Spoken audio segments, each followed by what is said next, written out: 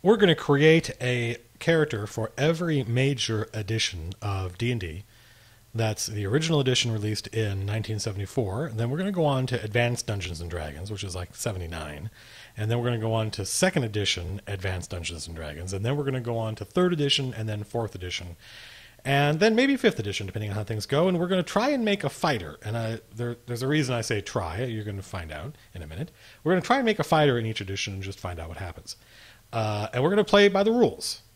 And it is my belief that this is not only going to be entertaining, but it will also be interesting to see how weird the game was 40 years ago and how much things changed. And then how some other things stayed the same for a lot of weird stuff stayed the same for a long time. I'm using a program called Fantasy Grounds to do this because it is my virtual tabletop of choice. It's a virtual tabletops are programs people use to play D&D and other RPGs with their friends online scattered across the world or the country. And so people would log in and create characters and play. And Fantasy Grounds I've chosen because it's the only one of the virtual tabletops. I don't mean this to be a commercial. I'm just explaining because I assume you're not familiar with this. It's the only one of the virtual tabletops that's literally like a tabletop. Most of them are virtual battle mats where there's the terrain and a grid drawn on it, and you push your figures around, and that's all it does. And this has that functionality. There is all the battle mat functionality you expect is in here, but it also allows you to create notes and pass notes around and have, player handouts just like you normally would. And you've got these nice, cool 3D dice you get to roll, and it knows the rules of the game. So if you click on a dude and say I'm attacking that guy, and you roll the right dice, it tells you whether you hit or not, which is a useful little bit of bookkeeping that you don't have to. That speeds the game up immensely. So we're going to make a fighter, I hope, for the original edition of D&D published in 1974, which I have played. I've played every edition of D&D, although I was 4 when this came out. I wouldn't play this game natively until 2008 when Gary Gygax passed away. My friend Jim, who was 19 when the game came out, remembered played it quite a lot. And so when Gary died, he brought this game to game night and said, we are playing the original version of D&D, and we're going to play by the rules. And so that's what we're going to do. So this, you see here, this PDF I bought this PDF legally from Wizards of the Coast years ago when it was available. I don't think it is anymore, but I think it will be again soon. They're scanning all their back catalog. The 116 pages is for 3 booklets. You'll see it says Men and Magic, Volume 1 of 3 booklets. So those 3 booklets, that 116 pages, it teaches you, that was literally everything there was about Dungeons and Dragons at the time, cost $10. And $10 in 1974 meant it was instantly one of the most expensive games in the hobby gaming market. And there were miniatures, by the way, you could buy lead miniatures made for other games, other like regular everyday war games, including there was a company called Kriegspiel that had a line of Lord of the Rings miniatures. So there were dwarves and elves and orcs and stuff like that. So there were all the pieces you kind of needed to play. And then these rules came out, and they were a huge, colossal hit. So let's figure out how to make a fighter in each edition. Hopefully you'll see why I keep putting question marks after fighter. There's an introduction from Gary. Here's the index, and here's the forward. So here Gary explains what type of fantasy game is this, even though there really was only the one. He says those wargamers, notice that he explicitly calls out wargaming as the genre this is in. This is a kind of wargame, is what he's saying. I know you're used to pushing armies, painted lead armies around a table. You're basically going to do that same thing here, but instead of running an army, you're going to run one guy. And everything in this 116 pages is what naturally happens when you start running a single dude in a wargame. Now suddenly you need to know that dude's name. You need to know what makes him different than other dudes. All the stuff that is D&D all comes out of that, just zooming in from the army level down to a single dude. Those wargamers who lack imagination, those who don't care for Burroughs' Martian adventures where John Carter is groping through black pits, who feel no thrill upon reading Howard's Conan saga, who do not enjoy the DeCamp and Pratt fantasies or Fritz Lieber's Fafter and the Grey Mouser, pitting their swords against evil sorceries, will not be likely to find Dungeons and Dragons to their taste. Do you want to say anything missing there? Notable? Anything notable missing? No, not A Song of Ice and Fire. That wouldn't be written for many, many years. The Lord of the Rings isn't in here. Gygax is explicitly planting his flag on the hill of pulp fantasy, two-fisted fantasy, low-level, gritty, weird fantasy. The Lord of the Rings is epic fantasy. It's this, it's a very noble quest to save the world and stuff like that. These heroes, Conan never tried to save the world. He mostly got in trouble because he wanted to steal something, right? That's what these kind of heroes are all about. And I think, I've read quite a lot about Gygax's attitude toward this stuff. It's not that he didn't like The Hobbit and Lord of the Rings. He just felt that The Lord of the Rings was a different kind of fiction. The Hobbit is much closer to the kind of adventures you get in D&D. It's a party going off on an adventure. They're going to go steal some gold from a dragon. That's fantastic. But I think he was trying to stay away from what was at the time the hugely popular Lord of the Rings stuff and say, no, there's something else out there, by the way, don't forget. So let's go. I'm going to read the introduction. No, we don't have to worry about it. And I've called this out equipage. I've highlighted this because it's an illustration of how Gygax used language. There's a thing called Gygaxian language, which is often very flowery, and it includes a lot of obscure or archaic or obsolete words. And that's not because the dude just had a big thesaurus that he wanted to impress people with. It's because he read a lot of history books. And if you read a lot of history books, you're reading language from often hundreds of years ago. So, for instance, with the various equipage listed in the following sections, that is a medieval, well, not medieval, it's a no longer used French word. There's an English word, equipage, but that's not the one he busted out. He busted out the now archaic French one. And it means just all your stuff. It doesn't just mean your specific gear. It also means all your food. It means the people that hang out with you. It's all that. And so right out of the gate, Gygax is saying, get ready for some weird language because there's going to be a lot of it. And it says, what do you need to play? You need this book you got. You need another product from another company. It's from Avalon Hill called Outdoor Survival. It's basically just a bunch of hex maps with hexagons on them showing you all the various terrain. Here's a forest. Here's to go and explore. You need dice. We have dice. See these things down here? Look at that. We have dice. You need dice. You need the chainmail miniature rules, which we do not have. And actually, I do have a copy of them, but I'm not going to bust them out because this game, Dungeons & Dragons, was orders of magnitude more popular than chainmail ever was, which means thousands of kids mostly were learning how to play this game without the chainmail rules that these are an expansion for. That's what chainmail is, the core rules, and Men and Magic is the first expansion to it that teaches you how to play fantasy stuff. So we're just going to have to wing it. We don't have this stuff. Preparation for the campaign. And here I thought this was fascinating. The first thing that has to happen is the referee, the GM, the dungeon master, must draw out a minimum of 6 maps of his underground dungeon and then populate them with treasure and monsters and distribute them accordingly. And I find that fascinating. He didn't include a dungeon. Gygax had them. He had worked on a lot of them. He knew a lot of people that had run their own dungeons. He didn't include one with this. He's like, you got to make it up yourself. You got to do it. That's the whole point of this, is go do it yourself. I don't know, but I'm guessing that there was a discussion about, hey, should we include an adventure? He's like, no. We made up our adventures. If we include one of ours, then people will use that instead of making up their own. And the whole point of this game is to make up your own stuff. And the idea was that each game master would have his own dungeon that he would work on for years and run people through constantly. And a new group, let's go through let's go through Matt's dungeon. I've heard great stuff about it, that kind of thing. And it would evolve and grow over time, and he'd add more levels to it. But it starts off with a minimum. Where does he come up with this number? I don't know. A minimum of how? What about? Could I get away with 5 maps? No, it must be 6. What if I just do 1 map? No, then you have failed. It must be 6. A minimum of 6. I find that really interesting. So it says there are 3 main classes of character, and here you get into some of the early weirdness of this. They're not fighters. They're fighting men. Fighting men, magic users, and then strangely, not god botherer, just cleric. Why do the other classes get hyphenated? These weird, when were they ever called? When were wizards or sorcerers or mages ever called magic users before this game? Although, now that I think about it, forgive me for going on this tangent, I suspect that because this is based on a miniature war game, they would just have a miniature that was like the wizard, quote unquote, and they would call him the magic user, and they'd be like, we don't know what kind of magic he uses. That's not important.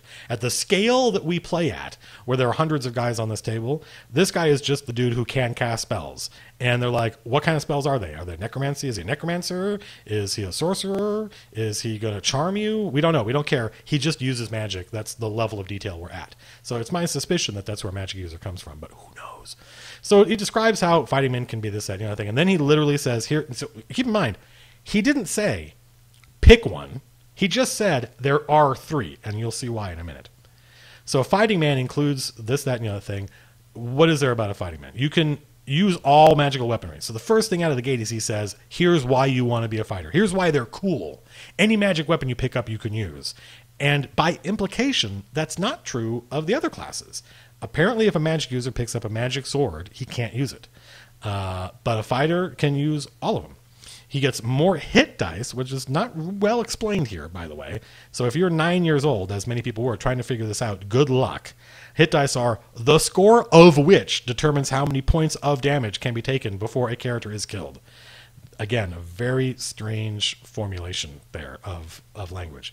And right in the beginning, here the only paragraph describing fighting men ends with, top-level fighters, aka lords and above, who build castles are considered barons. And as such, they may invest. This is one of the reasons you want to be one of these dudes. What do they get? What does a fighter get? He gets land, he gets to be a lord, he gets to be a baron, and as such, he may invest in their holdings in order to increase their income.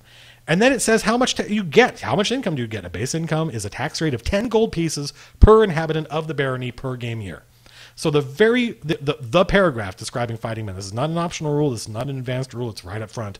You get to be a baron, and you get to collect taxes, and here's how many you get. So this was what the game was about, apparently, was eventually you would become a lord, and you would settle down, and you'd be a baron. And the reason I'm calling this out is, A, it interests me. B, this is the tradition I was raised in, I started playing in the 80s, and yeah, even though we were playing Advanced Dungeons & Dragons, we had learned how to play from older brothers who had played this edition. And so we all assumed that you were going to become a baron. But by first edition AD&D, in 1979, all of this stuff was in the DM's guide. And then later it would just be cut. By the third and fourth edition, it was like whatever with being a baron. You'd have to go maybe buy a supplement, and you could work that out. How do magic users work? Not worried about that. Trying to make a fighter. So here's some examples of how much stuff costs. I don't know why they put this here. But now, this is another bit of weirdness. You can be a fighting man, a magic user, or a cleric. Here's what fighting men are all about. Here's what magic users are all about. Here's what clerics are all about. And then all of a sudden, dwarves. What? Where did that come from? Can I be a dwarf? I guess I can. Dwarves may only opt for the fighting class. So all of a sudden, we have introduced the notion of race, which really should be called species, I think.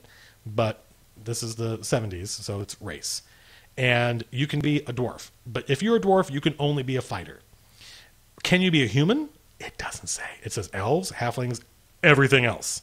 So I think there's this assumption built in that they don't explicitly state that the default is human, and humans don't get anything cool. You're just a dude. But if you're a dwarf, presumably there's a reason to be a dwarf. What is that reason? Well, the first thing is you can only be a fighter. That's not a reason to be that's a bad thing. That's a limitation. Let's keep reading. And they may never progress beyond the 6th level. What? So just up front, Gygax is saying, don't be a dwarf, because you can only be a fighter, and the best you could ever achieve is a 6th level fighter. By the way, 6th level fighter in D&D is called a Myrmidon. They were level titles. Each level had its own unique title, which I still think is kind of neat, although it is ultimately useless. So before we even get to their advantages, Gygax is saying, fuck you.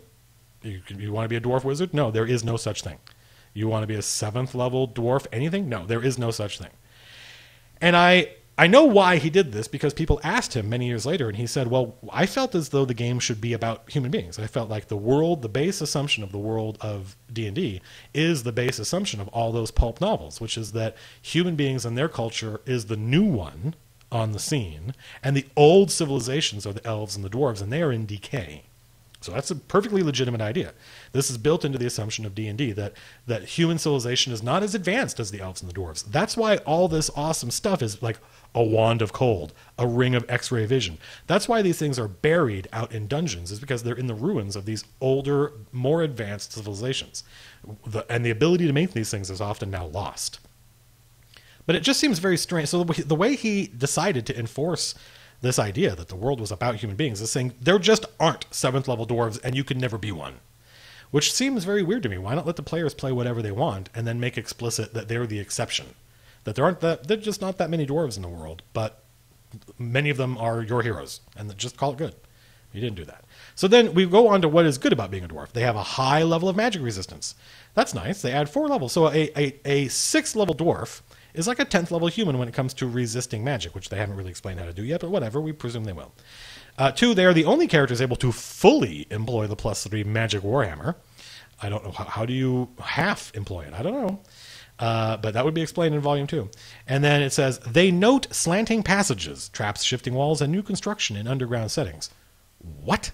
Why is that a thing that I want, that I care? Why do I want to be I want to be a dwarf because then I can detect slanting passages? What? To understand this, you have to, again, understand Gary's assumptions. And Gary was working off of a very unique set of assumptions that I don't think a lot of players, especially those that had never played with him or his friends, would accept. And that is that the GM does not draw, like, here, let me get the graph paper out and draw the part of the dungeon you're in. Here's what you see. No, the GM describes it using English, and the players have to make their own map. So the GM would say, there's a corridor in front of you, it goes about 70 feet north, and then it turns to the east at a 90-degree angle. And the players would take a piece of graph paper, and they would draw that out. And if the players screwed that up and accidentally made it 60 feet long instead of 70, now their map would be wrong, and eventually some rooms would like overlap, or there'd be a door where there couldn't be geometrically, and the players would be like, wait, why? It can't be like this. And the DM would just shrug and be like, I don't know. And they would have to figure out, like, backtrack, where did we make an error? And furthermore, the next assumption that's critical is that every level of the dungeon is harder than the one above it. So the first level of the dungeon is pretty easy. The second level is harder. And so Gary would try to trick players into descending a level, go down one level when they didn't realize it. And then their map would not only would they now be in a nastier part of the dungeon and not realize it, and all of a sudden be fighting stuff that could kill them, their map wouldn't make any sense anymore because they would still be trying to map the first level, but now they're on the second level.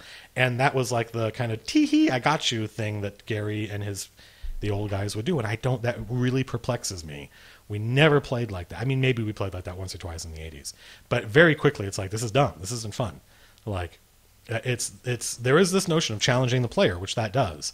But I prefer to be challenged with fun and interesting things rather than just like bookkeeping and accounting, which is what that seems like to me. So I actually made a point to see, like, do dwarves, I mean, they published dozens of adventures in the 70s. Do dwarves ever get to do this? How useful is this ability? Let us wonder. And so I went and I started looking through different adventures. So I went through a bunch of classic original modules, including stuff like Keep on the Borderlands and In Search of the Unknown, and just a ton more. Hidden Shrine of Tamo-Chan, Against the Cult of the Reptile God. I'm not making these names up, by the way. If you've never heard of these are real classic D&D adventures, many of which I've had a lot of fun with. And no surprise, they weren't in any of them. There was no example I could find of the sloping. So if you're a dwarf, if you picked a dwarf because you're like, man, I want to be able to detect sloping corridors, you were screwed in all of those. You had nothing to, you were just going to sit around and be short and pissed off.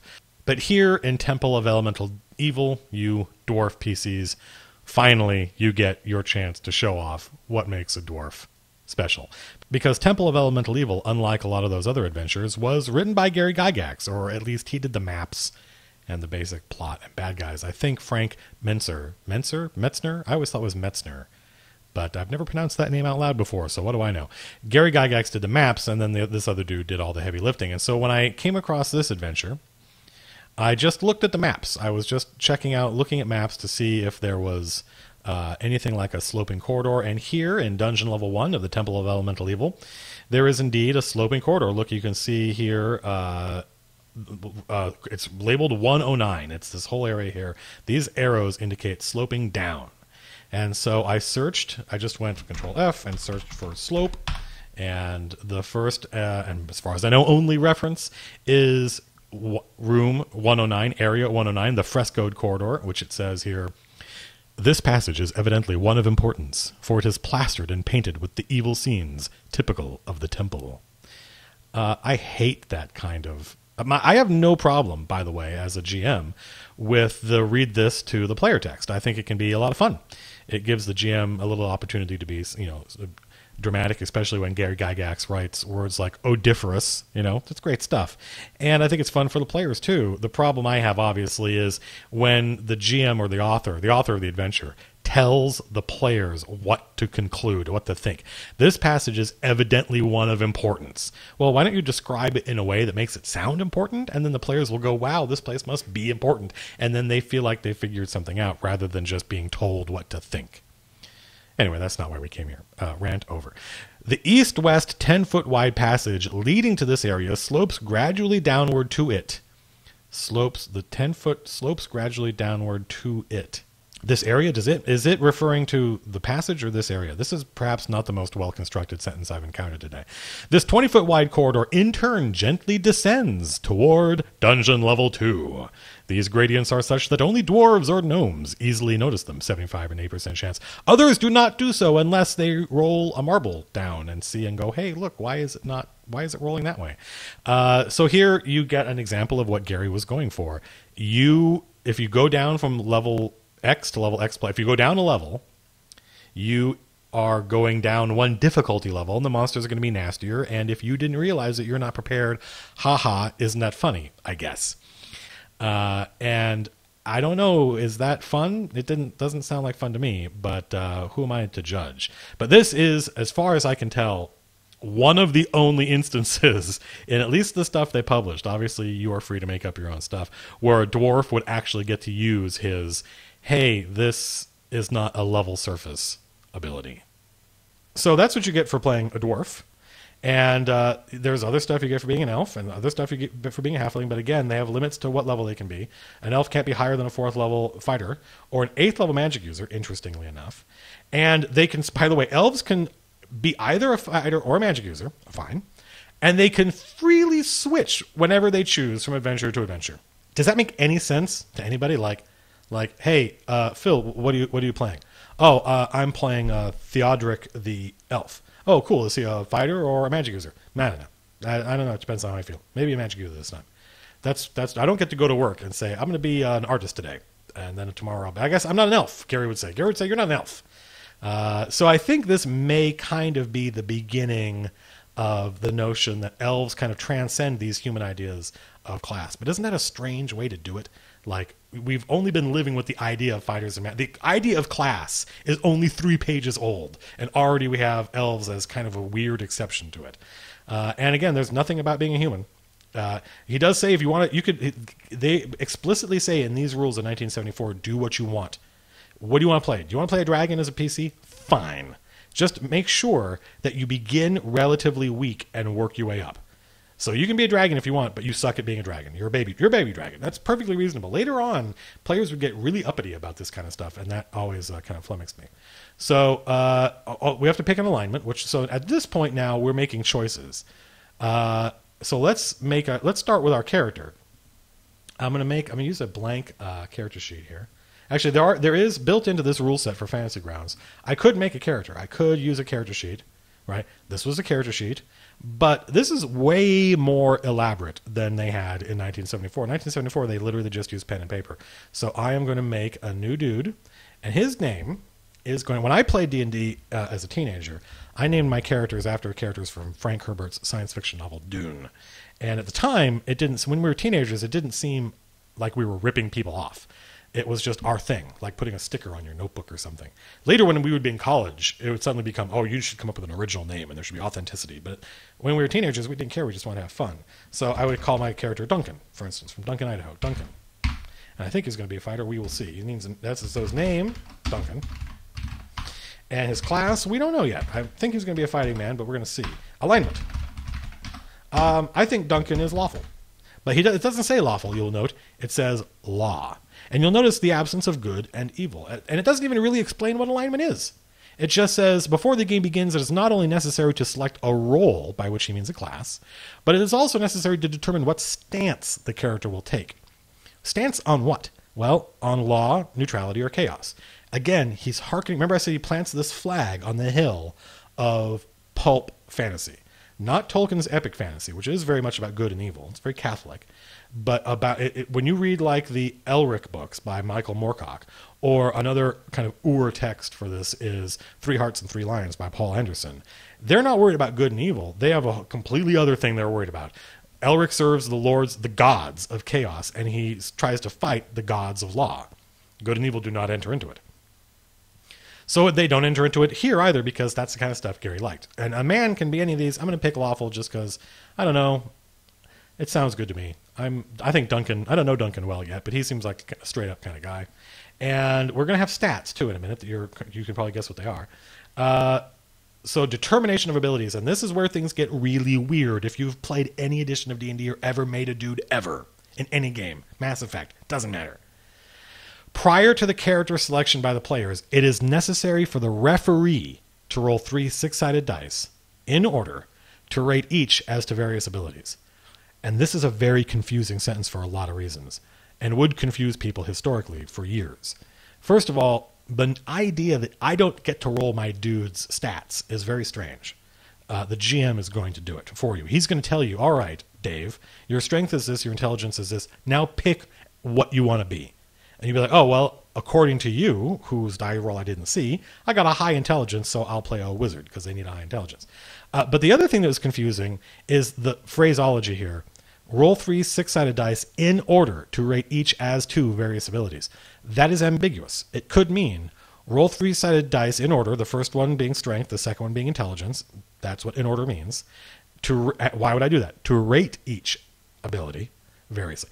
Or it could mean roll 3 six-sided dice so that you can rate each. That's another word for it. I'm going to go to the store in order to buy bread. Right? I'm going to roll 3 six-sided dice in order to rate my various abilities. So a lot of people played like you rolled 3-sided dice and put them where you wanted because they interpreted that phrase in order differently. But we're going to do this and see what happens. So let's write down, we're going to roll dice now. So our alignment, we have strength, intelligence, and you may already think this is weird, intelligence, strength, intelligence, dexterity, wisdom, wisdom, it's late, constitution, and charisma. Did I get that right? Strength, and whiz. Strength and whiz, dex, con, charisma, right? No, con, dex, charisma. See, I want to put them in order. You're going to be like, why is he wasting time with this? Well, I just want to illustrate how weird this order is.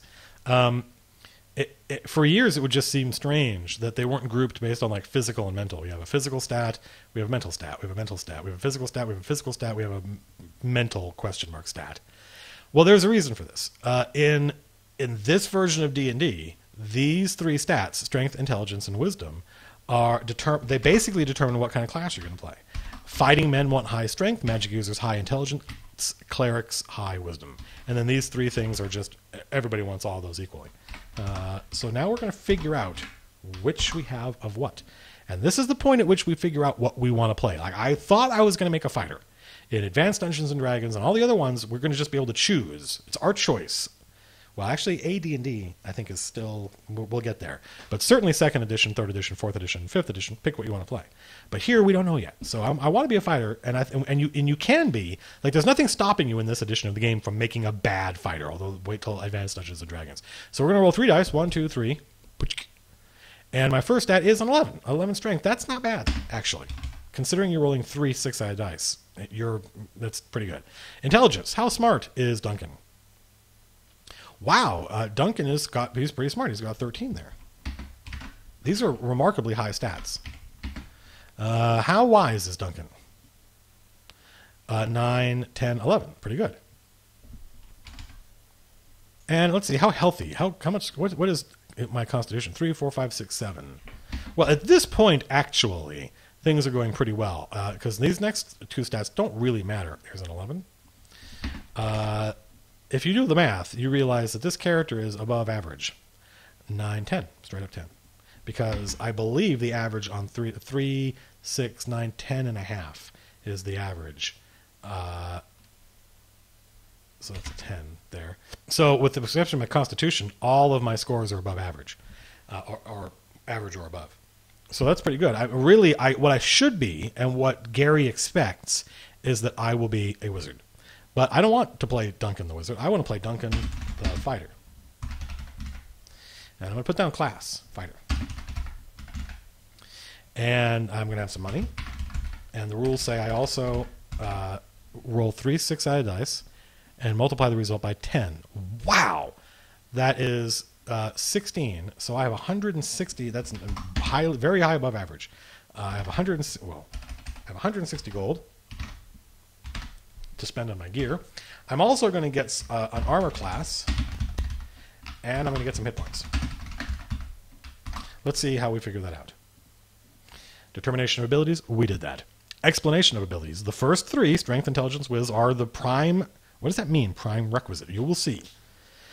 The prime requisites for each of the three classes. Now, it's interesting that they call it a requisite, as though, like prerequisite, like you have to have this, a certain number, because in advanced Dungeons & Dragons, that would become literally true. You couldn't be a fighter if you didn't meet a certain strength requirement. But here, that requirement appears to be missing. So Duncan can be a fighter, even though he has he's smarter than he is strong.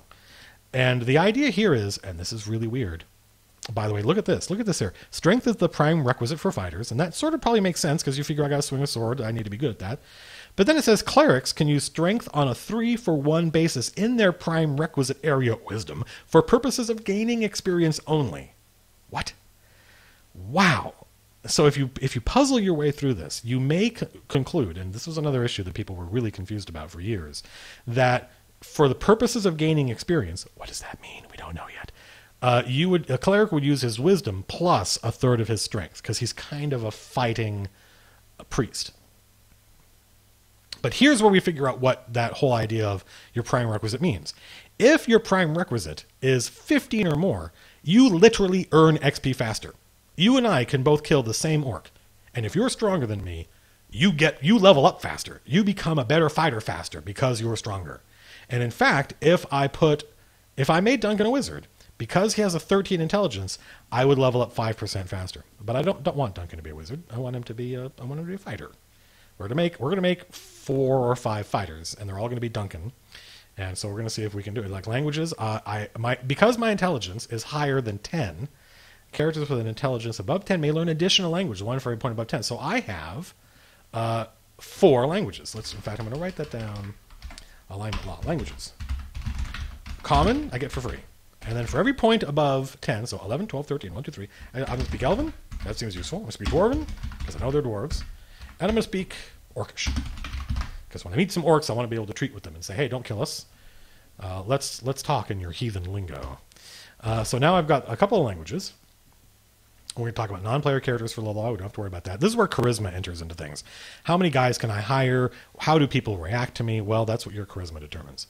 And here's where I spend my stuff. I've got 160 gold. This is the entire equipment list. That's the whole thing. That's it. Here we figure out how much weight you can carry, and at this point we've already moved on. So you're not buying stuff anymore. You're just figuring out how much stuff weighs. So look, how much damage does a hand axe do compared to a sword? Unknown. Just all it tells you here is how much it costs. So I have no idea what the difference is between sword, battle axe, and Morningstar flail. Maybe I understand that they look different, and maybe I've seen pictures, and so I have some basic understanding of what these weapons look like. But what does my 3 extra gold spent on a sword, 10 gold here, what does that get me? That I don't get from a battle axe at 7 gold. I don't know. So let's buy some stuff. Let's buy a sword and a bow. We're gonna buy gear. Gear is going to be a gear. And in fact, what I'll do is I'll make that little header here. Paragraph types, header, gear.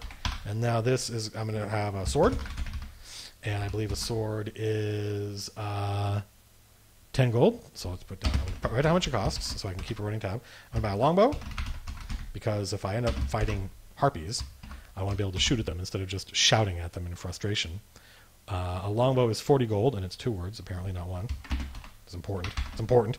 Longbow is 40 gold, so I spent 50 of my 160. I need some arrows. Let's see. A quiver of 20 arrows is 10 gold, and then just 20 arrows is 5 gold. So basically, a quiver is 5 gold. So I'm going to have a quiver with 40 arrows in it. Quiver with 40 arrows, and that's going to cost me 15. 10 for the quiver with 20, and another 5 for another 20 arrows with 40 arrows. We are almost done, by the way. I don't know if you've, like this is it. We rolled our stats, and now we're spending money. Let's see, I'd like some armor. What kind of armor can I get? I can get a shield. That's cool. I can get a helmet. I don't know what that does for me. I can get plate, chain, leather. Well, the difference between chain and plate is only 20 gold. So let's get plate, helmet, and shield. And that's going to be 50, 10, and 10. Plate, mail, helmet, Shield. Shield is 10. Hammer is 10. Plate mail is 50. How much have I spent so far? 10, 40 is 50, 65, 115, 125, 135. So I have 25 gold left. I may have just done some math wrong. Whatever, bear with me. When I was 9, and I certainly would have done it wrong. I've got 25 gold left, with which I can buy some iron rations. That's 15 iron rations. Iron rations. That's food. Iron rations. 1 week. 1 week. And that's 15. 15 gold pieces, which means now I have 10. And I can buy a sack. I could buy 50 feet of rope. That's good. 50 feet of rope, a 10-foot pole, 12 iron spikes, each for 1 gold. That's good. So 50 feet of rope is going to be useful for like climbing down things, climbing up things, securing myself to something to climb. Like I'm going to tie this rope off on that tree, tie the rope to me, and I'm going to go down into the pit, or I'm going to tie you off. So it's rope it's incredibly useful in this game. 50 feet of rope is 1 gold. And I'm going to buy 15, what were they again? 12 iron spikes and 10-foot pole. 12 iron spikes. 12 iron spikes. Why is that useful? Because I can use the iron spikes and hammer them into the gap between a door and the floor to wedge a door shut so people can't get in. I could hammer the spikes into a wall, like a cliff wall, so that I could use them as like pitons and climb up them. They're just incredibly useful. I can hammer it into the ground and tie my rope off to it. No joke. Like, these are the things you do in an old school D&D. And a 10-foot pole. Why would I want a 10-foot pole? I will tell you. Because there are traps all over the place. And so you take your 10-foot pole and you go poke, poke, poke. I poke the ground. I poke the wall. Like, Indiana Jones, right? He's going to go in and he's going to get the golden idol. But the first thing he does is he pokes the ground and an arrow shoots out at him. Well, Indiana Jones is not an experienced D&D adventurer. He didn't have a 10-foot pole. He had a little torch.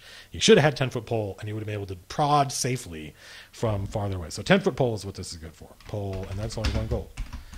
It's a stick. It's a 10-foot long stick, and I had to pay a gold for it. Good Lord. A steel mirror. I don't really know why I would need one of those.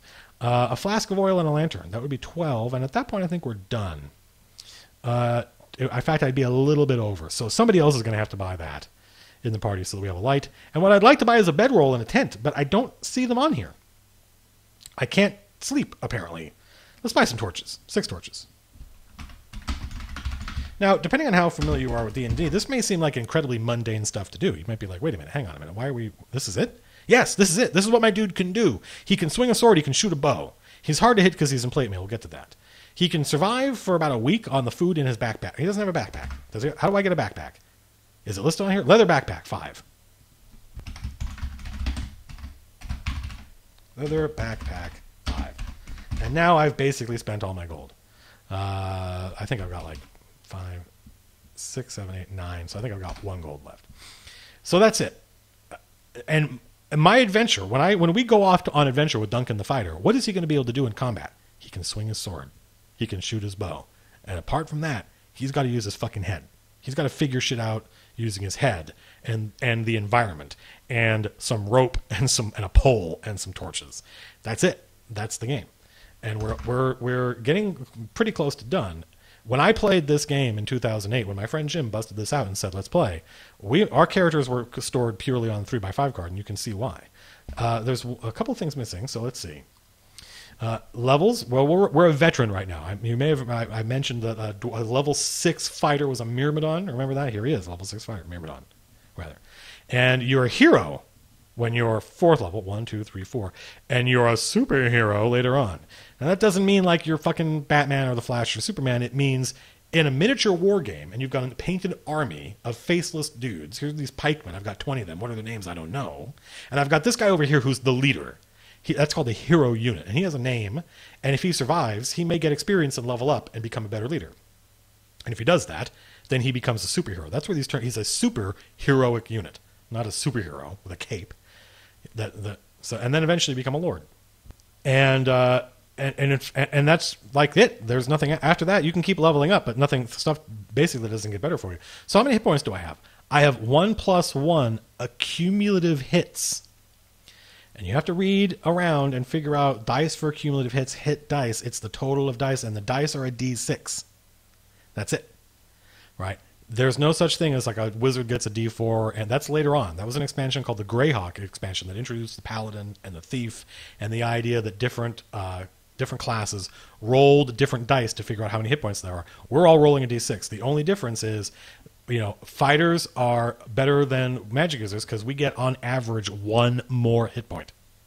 A first level magic user rolls 1 6-sided die. A first level fighter rolls 1 6-sided die and adds 1. So let's do that right now. How many hit points does Duncan the Fighter have? Please. 2! He has 2 hit points. So Duncan the Fighter not going to live long, I don't reckon. And that's another issue. Is it's not unusual for somebody to run 2-3 characters because they're easy to run. They don't have much to do, and they're going to die quick. And now I need to figure out what's my armor class. What does my armor get for me? Here we go. And this is the alternative combat system because you don't have chainmail. They included this. If I'm wearing plate armor and shield, hey, what about my helmet? I bought a helmet. What does it do? Nothing. Go screw. Okay, I guess it's just to look nice. I literally spent money on a helmet so that my dude would just look like a dude with a helmet on, and that's it. I have an armor class of 2. What does that mean, armor class of 2? You notice that anything interesting? If I'm naked, I have an armor class of 9. It goes down. It doesn't go up. My armor class doesn't get better as I put on better armor. Or it does get better, but that betterness is expressed in a downward number. Very strange. And here it tells you, by the way, how this is the whole attack matrix. If I'm attacking and I'm between first and third level, I roll a 20-sided die, and I hit somebody in plate armor if I roll a 17, 18, 19, or 20.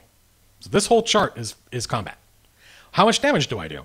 Doesn't matter what weapon you're using. It doesn't matter. You do 1d6 damage. So my sword and my longbow both do 1d6 damage. And immediately, people playing this game who were not playing with Gary, they wanted difference. They were like, I spent more gold on my sword than you spent on your battle axe. Where is that 3 gold going? And so pretty quickly, you started to get all sorts of modifications to all this stuff. And then the last thing, and then we're done, is what's called the saving throw matrix. And I'm not going to write it down. And the reason I'm not going to write it down is because this was something the DM used. You didn't use this. You would, a dragon breathes on you. Hang on a minute. Let me, the DM, tell you, the player, what happens. I'd be like, well, your character is a 2nd level dude. Where's breath weapon? Dragon breath. Here it is. And I would roll a 20-sided die. And if I rolled a 15 or higher for you, you would escape the dragon breath. And then I would tell you, oh yeah, your dude jumps out of the way. And you're a passive, you're held hostage during this entire process. You're just sitting there, and this dude says, a dragon breathes on you, and he rolls some dice. And he goes, and you get away, and you're like, yay, what did I do? Nothing, I just sat here. So eventually, by the time you get to Advanced Dungeons & Dragons, you will have this on your character sheet because you're rolling, it's your dude. But at the time, the expectation is the DM rolls all this stuff. And in fact, I think somewhere in here it says that the DM is the guy that rolls for attacking, too. But we're not going to get into that. So here's my character. This is Duncan the Fighter. He doesn't get any kind of bonus for being, like, if I had 18 strength, I wouldn't do more damage. I would just level up faster. So maybe in that sense, I would do more damage. I've got 1 gold left. I'm pretty hard to hit because I'm wearing plate mail. But notice how easy it was for me to get plate mail. It wasn't hard. I only needed 50 gold. And the average on 3 dice, that's 3, 6, 9, 10 and a half. So I'm 105 gold is the average. And some characters could roll very poorly. Some characters could have 30 gold, and they would just be poor. And that would be part of the fun of the game, was playing if you survive, you'll have tons of money. And that's a big part of the game, is just surviving with your 2 hit points. And again, this is the X factor. Like, I was expecting to get really low stats. But I didn't. I actually got really good stats on 3d6. I just got really, really bad hit points. And all sooner or later, you're going to roll bad. So this is it. He speaks a couple languages. He swings a sword. When he swings a sword, he does a d6 damage, and that's it. And that's all he can do. And I'm going to spend my time in the adventure figuring out how to use this gear to get advantage over the monsters and the environment. And that, ladies and gentlemen, is a fighter from Dungeons and Dragons, the very, very, very first edition, now called kind of original D&D, OD&D, or D&D 0. And when next we meet Duncan the Fighter, he's going to be a new character in the 1979 edition of the game, Advanced Dungeons and Dragons.